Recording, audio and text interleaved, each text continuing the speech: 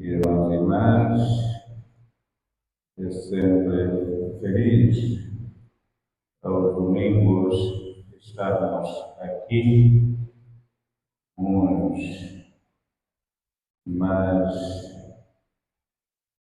orientados para dentro da própria vida cristã e outros descobrindo as novidades e as graças da palavra.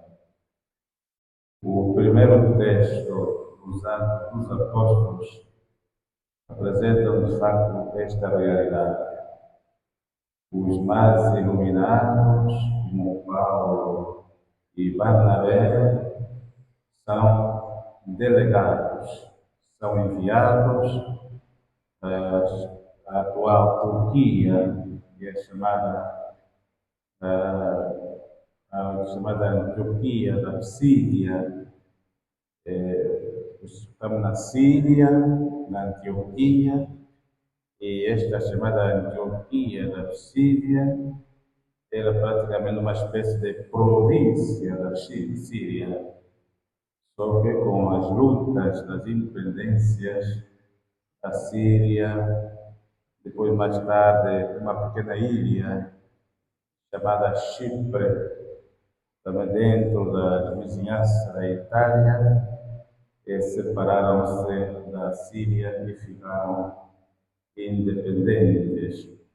Então, Paulo e Barnabé são destacados, primeiro, para ir ao encontro dos judeus.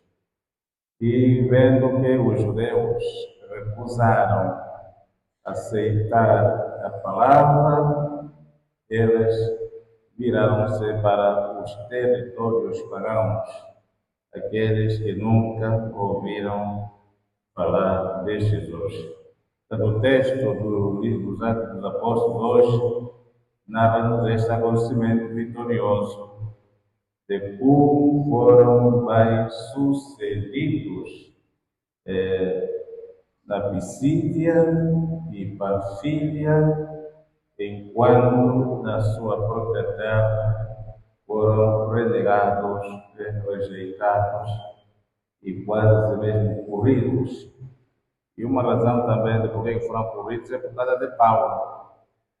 Paulo era considerado praticamente traidor dos dois lados. Traiu os judeus, porque tinha recebido um mandato dos sumos sacerdotes para perseguir os cristãos. E agora tornou-se cristão e fala de Jesus a quem perseguiu, quase que sente-se mais uma vez outra traição. Aqueles a quem perseguiu não veem bem com os olhos, né, a figura de Paulo.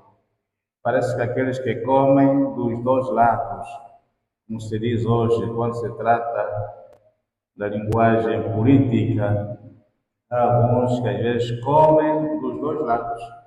Comem aqui e comem aí. Tá vendo? Hoje e temos isso. Os jogos da venda das almas dos outros, em muitos países, a política é mesmo assim. Come-se aqui. E pronto. É verdade que essas pessoas depois acabam muito mal. Né?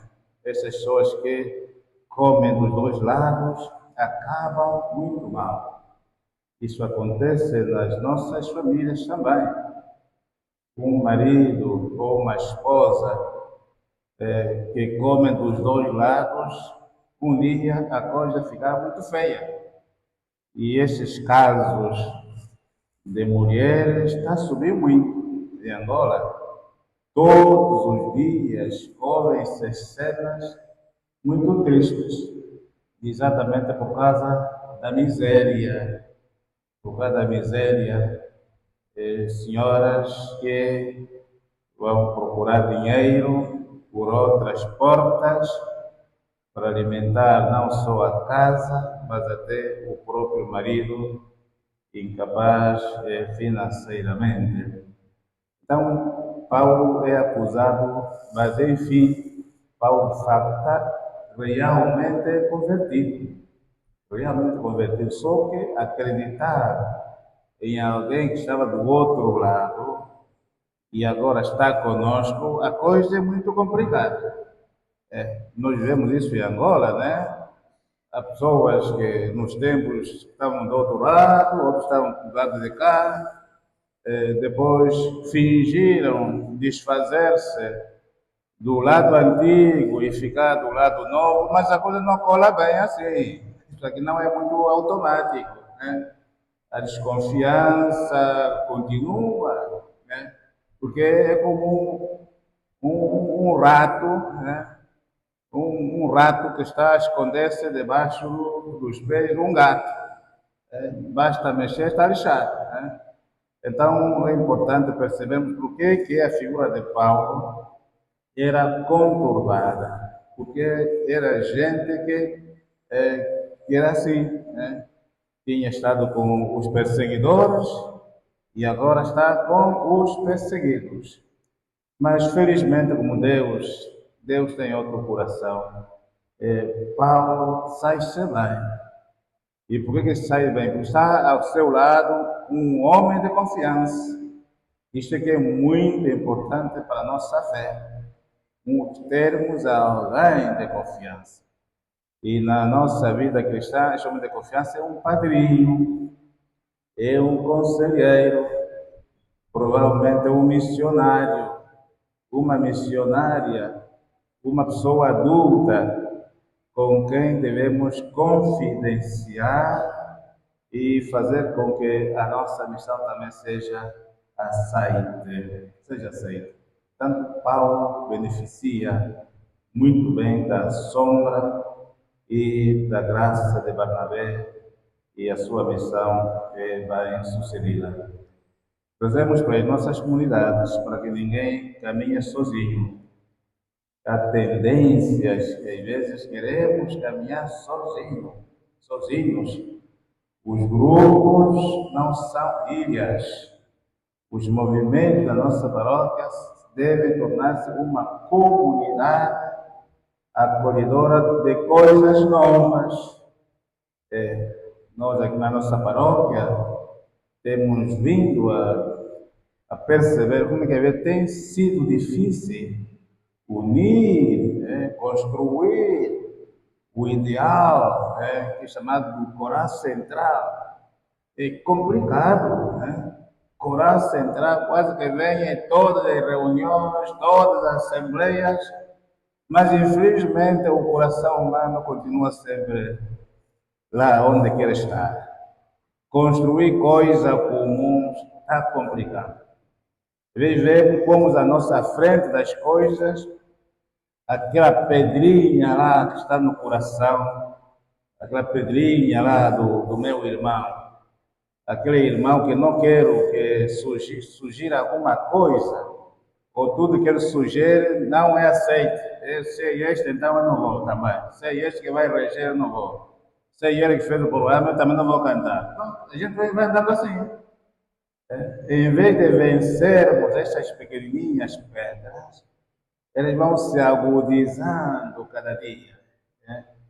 Um sábio indiano dizia que ele não quer ser cristão.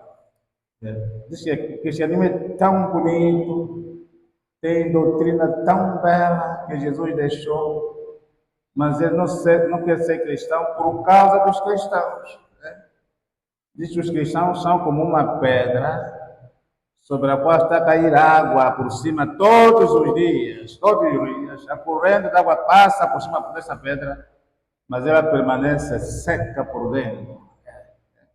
Ele comparou os cristãos assim. Os cristãos são como uma pedra no fundo da água por todos os dias por cima daquela pedra, mas ela por dentro está seca. Né? É muito grave isso que nos diz, que esse sábio disse sobre o cristão. E deve ser por causa dessas pequenas coisas. Somos uma comunidade muito grande no mundo, com uma força inimaginável, A Igreja Católica, que as estatísticas dizem do ano passado que cresceu mais 1 bilhão de pessoas. Significa que alguns que estão aí a pensar que o catolicismo vai acabar. É o contrário. Os que tinham fugido estão a voltar. Um grande homem, grande conselheiro, cientista dos Estados Unidos, que foi o último a visitar o Papa Francisco, foi o último convertido na Igreja Católica. Grande personalidade dos Estados Unidos, que disse que andava desviado pelas ideias da ciência e pela confiança não só nos prazeres do mundo, mas confiar de que o mundo daria tudo na sua vida. Então, para dizer que nós somos muito mais importantes do que pensamos. A comunidade que a igreja é que deve passar à frente. E que nós, aquelas coisinhas pequenininhas de que nos coçamos, que não nos fazem crescer, deviam ficar para trás. E o catolicismo é mesmo assim. Temos coisas lindíssimas, mas também às vezes há saídas que não agradam em determinados momentos da história. Mas a vida é mesmo assim. A vida é feita de coisas boas e de coisas más. Eu creio que se fôssemos só tudo bem, talvez também a vida também não teria gosto. Ninguém sequer faria nenhum esforço. Mas é mesmo estas contrariedades, uma própria mão que tem dentro limpo, fora outra cor, que faz com que a vida seja um esforço contínuo e permanente. Por isso é que o próprio Paulo disse que havemos de passar tribulações. A fé exige essa luta permanente contra as tribulações. E há sofrimentos que nós não podemos negar porque vieram assim. Agora, por exemplo, a cólera que corre pelo país, agora que dizem que parece já saiu de Benguela, está aí para as Lundas, né? Eu não sei se há um meteoro aí que está a levar a cólera, sai daqui, planta aqui, agora está a descer para as Lundas. Se vê se não há um drone que está a transportar a cólera. Parece que é brincadeira. Mas, de fato, na realidade, se olharmos para a segunda leitura do desejo divino, diz que eu, João, vi um novo céu e uma nova terra. Nesse sentido, creio que nós estamos a fazer pouco esforço. Muito pouco esforço. Esta semana, quando passava num bairro, os padres andam muito, temos que andar mesmo. Passava num bairro e entrei numa estrada e umas crianças me pararam. O senhor está aí aonde? Eu disse, estou a ir lá naquela casa lá. O senhor, aqui não se passa assim, tens que ou vens andar nas costas, porque no carro não passa aqui. Nas costas eu? Sim, aqui as pessoas temos que levá-las às costas. Já não está chovendo esses dias. Eu depois comecei a imaginar, e não era muito longe da administração. Eu estava a imaginar qual é o dia a dia de um administrador euana no país. Criar novos céus e nova terra. E nós, graças a Deus, estamos a celebrar 50 anos de independência. O que é que vamos apresentar no próximo dia 11 de novembro? Infelizmente, ainda vamos ter aquela linguagem, e depois, se não sair depois que eu peço desculpas, vamos ter ainda uma linguagem a dizer que foi a guerra que nos atrasou. De fato, a guerra atrasou muita coisa, mas também hoje nós estamos a atrasar ainda mais muitas coisas. Há sinais que não estão a aparecer no dia a dia, não estão a aparecer no dia a dia. Há cólera porque nós queremos. Há cólera, há mesmo cólera porque nós queremos cólera. Porque nós é que deixamos o lixo, nós também não colaboramos muito com as autoridades, e as autoridades também deixam as coisas degradar-se, ruas imensas que estão degradadas, ninguém circula, e depois não queremos cólera. Quais são os novos céus e a nova terra que queremos para Angola? O que é que nós queremos? Apresentar como bandeira dos 50 anos. É um desafio. E até em certos lugares me parece que o país não é nosso. Mas que o país é de outras pessoas, os extraterrestres, que não sabem o que é lixo, o que é estrada esburacada. Isto somos mesmo nós, os angolanos, né, que vamos atrasando o nosso país. Nós mesmos, eu acho que nós temos que assumir esta culpa. Nós já temos pessoas capacitadas, que como João, pode também assumir que eu vou criar novos céus e nova terra. Nós já temos gente boa, temos jovens, né, profissionalmente capazes. Temos dirigentes que conhecem este país, como João conhecia também o Apocalipse do seu tempo. Então, por que nós não fazemos um pouco mais de esforço? Um pouco mais de esforço. Disse que Angola, de fato, o país não tem dinheiro, mas nem tudo se faz com dinheiro. Eu cresci numa época neste país em que fazíamos chamados sábados vermelhos. Eu era jovem, quando era da OPA, naquela altura. Quando eu fui da OPA, da JMPA, lembra-me naquela altura. Nós fazíamos sábados vermelhos. E os bairros nunca ficaram tão porcos, cheios de lixo como hoje. Hoje ninguém quer limpar a frente da sua rua, atira aí as águas e deixa tudo aí. Há coisas boas que este país tinha, ainda no tempo da guerra, e funcionaram. E por que agora, sem guerra, nós andamos numa letargia mortal? Queremos isso. Quando é que vamos criar uma nova Angola? Um novo céu, um novo olhar, né? E uma nova terra? Quando vamos fazer isso? Amanhã, quando? Quando tivermos 100, 50, 300 anos? Eu creio que essa geração tem grande responsabilidade sobre o futuro. E João diz: vi também a cidade santa, a nova Jerusalém, que descia do céu da presença de Deus, bela, bela, como noiva adornada para o seu esposo. Então, creio que rezemos pelo nosso país, para que ela seja morada de Deus, não só dos homens, lá onde o homem não vive em paz, não tem ar puro, não tem estradas planas, como esta desgraça desta estrada de Catete até Maria Teresa.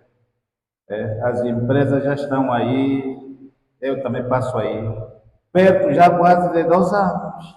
E que não estão fazendo nada. Não estão fazendo nada. O que estão a fazer? 1 ano e meio, um bocadinho dessa estrada não acaba. Parece que há uma poupança para que acabe com certos acontecimentos, sabe? Até a água que já se pôs aqui, que cavamos as estradas, a água não está a chegar. Mas também estamos a preparar só a beira a tornar, não sei qual é o dia. Não é possível isso. Quando é que teremos uma vida normal? E o que Deus quer também é isso. Deus não nos quer que andemos aí em tribulações, como um avião que está, de fato, em tribulação. Por toda a vida. Há gerações que estão aqui a envelhecer. Esperaram novos tempos. E estão a envelhecer, não, vão envelhecer mesmo assim. Vão sonhar quando morrerem. A última palavra sobre o Evangelho, onde está Jesus nos deixa um mandamento. Vede que o mandamento não é para discutir. O mandamento não é para discutir. Os soldados têm lá uma inscrição onde o comandante em chefe ordena. O militar não pode discutir a ordem. O comandante-chefe ordena mesmo, é ordem. E quem discutir a ordem, antigamente e mesmo hoje em certos circuitos militares, pode ser pena de morte. Como é que um soldado vai discutir a ordem do comandante? Né? Está ordenado, está ordenado. E nós temos também o nosso comandante, que é Jesus Cristo. Ele ordena que nos amemos uns aos outros. Isso não é escolha. Não é escolha. Eu lembro-me, da nossa família havia um tio, que até a minha mãe dizia assim, meu pai não haria muito, mas a minha mãe dizia assim, olha, não passar mais na casa daquele tio. Assim mesmo, mas é um tio muito próximo, primo do papá. E eu nunca percebi, por que é isso? Nunca percebi porque não devia passar na casa daquele tio. E um dia, de forma mais, recordou-me um episódio que eu tinha vivido em casa desse tio. Não te lembras que tu passaste isto lá? Eu depois me lembro, me lembro, mas agora sou padre. Agora sou padre, eu não posso carregar a mesma visão do episódio quando eu tinha aí 7, 8, 10 anos. Eu tive coragem e fui lá visitar aquela senhora, que chamavam que era feiticeiro, não sei o quê, e fui lá. Estava doente, tinha vindo de Luanda, estava doente, desse tio. Eu disse, não, ele sabe que eu estou cá, não posso ir a Luanda sem ver esse tio, que é primo do pai. Não, não vai lá, agora que você tem padre, vai já te matar, deixa de uma vez. Não, eu vou lá. Né? Eu preparei-me psicologicamente e fui lá. Não tinha razão, não tinha algo concreto para dizer que é feiticeiro. Fui para lá, creio que fiz bem. Fui para lá, fiz bem. Quando este homem me viu, abraçou-me, chorou quase 30 minutos no meu peito. Eu saí lá com camisa molhada. Eu disse que eu fiz bem viver esse dia. Esse senhor estava doente, mas naquele dia ficou curado. O senhor ficou bom. Porque toda a gente é chamado de feiticeiro, não sei o que, ninguém passava lá, maltratado, você assim. E nós temos muitos irmãos nossos assim, irmãs nossas assim. É feiticeiro, ninguém passa lá. Mas quando um feiticeiro é enfrentado cara a cara, não faz mal. Ele provavelmente vai deixar de ser feiticeiro. Né? E nós cristãos temos que ter coragem de fazer isso. Enfrentar estas limitações, essas interdições. Avançar. Avançar. Como alguém me dizia semana passada, senhor padre, a situação não está muito boa no país, há muita fome, há muita miséria, temos que fazer alguma coisa. Você vai fazer o quê? O que você vai fazer? Ah, mas temos que fazer alguma coisa. Mas vais fazer o quê? Diz o que vais fazer. Vais fazer manifestações? Você não ouviu dizer que agora chegaram mais, quase 94 carros para enfrentar as manifestações, quem tentar manifestar, vão lhe regar na cara. Não viste? Estava a brincar com ele. Então, para dizer o quê? Mas nós temos que enfrentar mesmo certas coisas. E nós cristãos temos que ser os mais corajosos. Enfrenta os feiticeiros, os quimbandeiros, os bruxos. Nós temos que andar a convertê-los. Temos que enfrentar essa gente. E como? Viver com eles numa relação pacífica, sem acusações. Falar-se de outras coisas, sem andar aí a levantar mágoa do passado. É como quando alguém está doente. Vocês vão visitar alguém que está doente.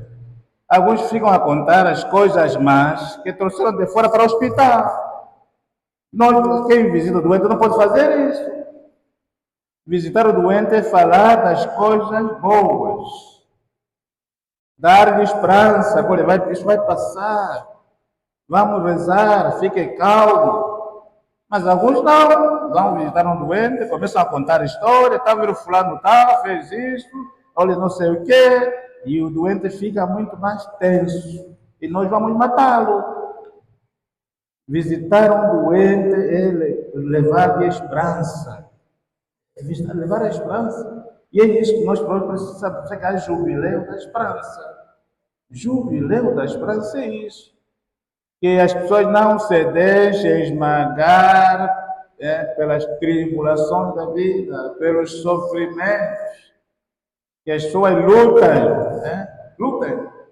Por isso é que neste país, uma das grandes revoluções que eu creio que seria melhor ter sido feita muito antes, que vejo agora a ação social que está a investir, em vez de dar comida às pessoas e dinheiro, dar-lhes instrumento de trabalho, instrumento de agricultura, dar-lhes katanas, essas motos, não sei o quê, para que transportem os produtos que estão produzidos no interior. O dinheiro vicia. Esses dinheiros estão a andar aí, não sei se é que é como chama essa coisa aí. Há pessoas que recebem dinheiro, não fazem mais nada, mesmo estando na lavra, já não cultiva, começa a fazer negócio, vai comprar produtos dos outros, depois ele vai revender. Ele próprio já não planta mais nada. Então, seria investir, de fato, criar essa nova Angola, é mesmo investir na agricultura. Há terras que ninguém está fazendo nada. Mesmo aqui perto de nós, aqui no Ramiro, há muitas terras.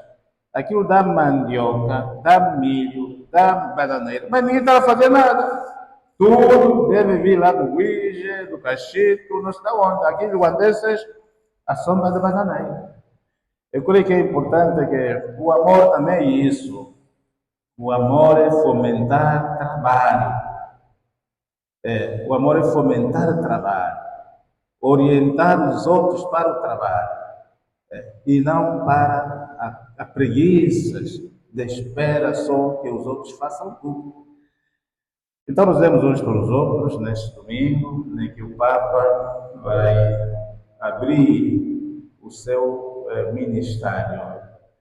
O Papa Leão XIV, esta manhã, vai fazer a celebração inaugural do seu ministério.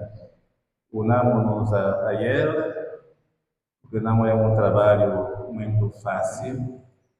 Apesar de ser a igreja, ainda tem muitos inimigos. E os inimigos principais são mesmo aqueles Judas que comem com ela. Como onde Jesus teve mesmo Judas lá dentro. Hoje também o Papa tem Judas lá. Que todos os dias, até porque pensa que o Papa americano, se calhar vai destruir a igreja com as ideias loucas dos americanos. Então, os inimigos também estão lá dentro.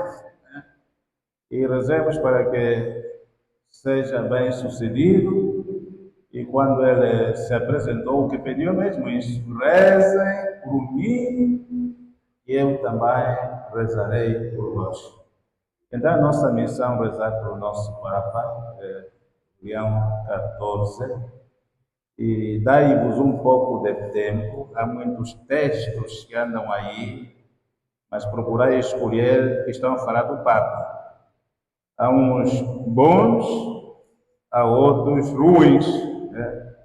Há uns que estão a interpretar o Sinal de Leão como o Papa do fim do mundo, outros estão a interpretar Leão como uma força invencível que é a própria Igreja para vencer o império do mal, como rezamos todos os domingos na oração do jubileu.